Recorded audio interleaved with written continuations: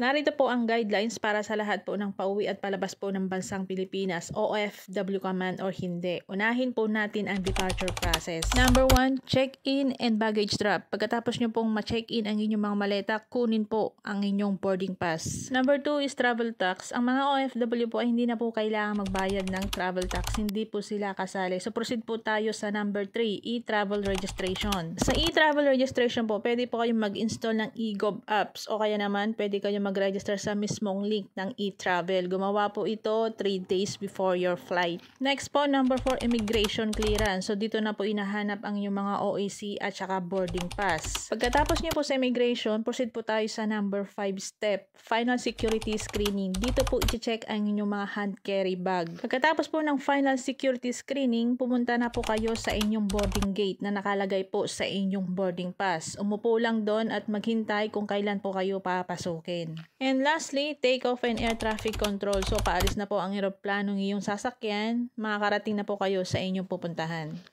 Heto na naman po ay guide para sa arrival process, yung darating na po sa airport ng bansang Pilipinas. Una po is landing and taxiing to the gate. Pangalawa is health screening. Kung mapapansin nyo guys, paglabas nyo ng aeroplano, papunta kayo ng immigration, meron pong parang nakamonitor doon. Yun po ang tinatawag na health screening. Number 3 is e-travel registration. So kailangan po natin mag-register sa e-travel, pauwi at palabas po ng bansang Pilipinas. Hanggat wala pong advisory tungkol po sa e-travel, kailangan pa rin po natin gumawa kasi meron pong kumakalat ngayon na balita na tatanggalin na daw po ang e-travel. Number 4 is immigration clearance. I-check lang po dito ang inyong mga passport. Chine-check nila kung merong stamp dun sa airport na pinanggalingan nyo po. Number 5 is baggage claim. So dito nyo na po kukunin sa conveyor ang inyong mga maleta. Para hindi po kayo malito, tignan nyo po ang inyong mga flight number para dun po kayo pumunta. Number 6 is custom check. Kung sobra-sobra po ang dala nyo at sobrang daming pasalubong, kailangan nyo po itong i-declare sa e-travel kasi meron po kayong tax na babayaran.